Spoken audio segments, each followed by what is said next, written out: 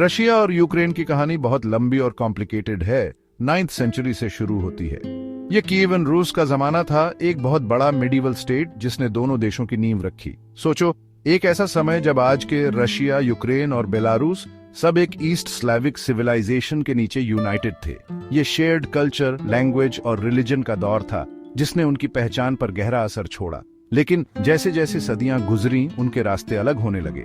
जहां रशिया एक powerful empire बन गया, वहीं यूक्रेन हिस्ट्री के बीच में फंस गया, अक्सर पड़ोसी ताकतों के रूल में। उनके हिस्टोरिकल जर्नीज में ये डिफरेंस आगे चलकर कॉन्फ्लिक्ट का बीज बोएगा। 13th सेंचुरी में मंगोल इन्वेजन ने कीवन रूस को और तोड़ दिया, जिससे सदियों तक अलग अलग रहे। जहां रशिया ने अपनी पावर फिर से इकट्ठा कर ली, वहीं यूक्रेन पर बाहर की फोर्सेस का दबाव बना रहा। अलग होने के इस दौर ने उनके फ्यूचर रिलेशनशिप पर एक लंबा साया डाला। इन हिस्टोरिकल डिविजन्स के बावजूद दोनों देशों के बीच कल्चरल और लिंग्विस्टिक टाइज स्ट्रांग रहे। कीवन रूस की शेयर्ड हेरिटेज उन्हें जोड़े रखती थी, भले ही उनकी पॉलिटिकल डेस्टिनीज अलग हो गईं। शेयर्ड पास्ट और अलग एक्सपीरियंसेस की ये इंट्रिकेट टेपेस्ट्री रशिया और यूक्रेन के कॉम्प्लिकेटेड रिलेशनशिप का बैकड्रॉप बनेगी। 17th सेंचुरी तक रोमानोव डायनेस्टी के नीचे एक फिर से उभरता हुआ रशिया अपना एम्पायर फैलाने लगा।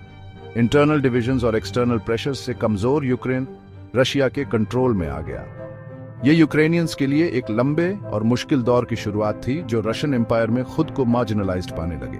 जार्स ने यूक्रेनियंस को एसिमिलेट करने के लिए पॉलिसीज बनाई, उनकी लैंग्वेज और कल्चर को सप्रेस किया। यूक्रेनियन आइडेंटिटी को रशियन यूनिटी के लिए खतरा माना गया, जिससे इसके एक्सप्रेशन को दबाने की कोशिशें हुई।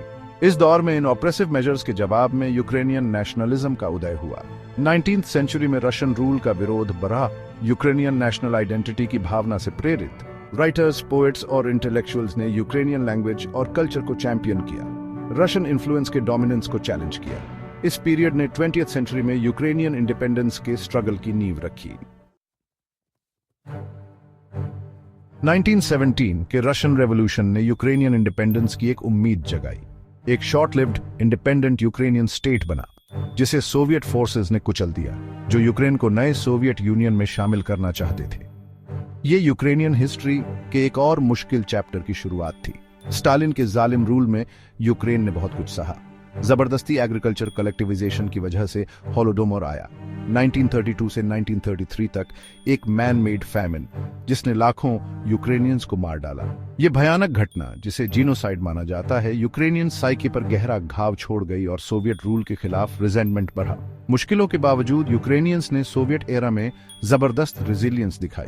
उन्होंने वर्ल्ड वॉर 2 में नाजी जर्मनी के खिलाफ बहादुरी से लड़ा, अलाइड विक्ट्री में जरूरी योगदान दिया। वॉर के बाद रसिफिकेशन की कोशिशों के बावजूद यूक्रेनियन कल्चर और लैंग्वेज का रिवाइवल हुआ। दबी हुई यूक्रेनियन नेशनल आइडेंटिटी की चिंगारी पूरी तरह बुझी नहीं थी। 1991 में सोवियत यूनियन के कोलैप्स ने आखिरकार यूक्रेन को लंबे समय से वेटेड इंडिपेंडेंस दिलाई। यूक्रेनियंस ने रेफरेंडम में ओवरवेलमिंगली फ्रीडम के लिए वोट किया, जो उनके हिस्ट्री में एक टर्निंग पॉइंट था। लेकिन ये नई इंडिपेंडेंस फ्रैजाइल साबित होगी। बोरिस येल्सिन और बाद में व्लादिमीर पुतिन के लीडरशिप में रशिया ने यूक्रेन की सॉवरेनिटी को कभी पूरी तरह एक्सेप्ट नहीं किया। ईस्टर्न यूक्रेन में बड़ी रशियन स्पीकिंग पॉपुलेशन और क्राइमियन पेनिनसुला की स्ट्रेटेजिक इंपॉर्टेंस, जहां रशियन ब्लैक सी फ्लीट था, विवाद के मुद्दे बन गए। ये अंडरलाइंग टेंशन 2014 में ओपन कॉन्फ्लिक्ट में बदल गई। 2014 के यूरोमेडन रेवोल्यूशन के बाद, जिसने pro Russian president Viktor Yanukovych को हटा दिया, रशिया ने क्राइमिया को एनेक्स कर लिया और ईस्टर्न यूक्रेन में सेपरेटिस्ट्स को सपोर्ट किया, जिससे एक वॉर शुरू हो गई जो आज भी चल रही है। इस कॉन्फ्लिक्ट ने रशिया और यूक्रेन के रिलेशंस में एक टर्निंग पॉइंट लाया, ब्रदरहुड के किसी भी इल्यूजन को तोड़ दिया और करंट क्राइसिस के लिए स्टेज सेट कर दिया।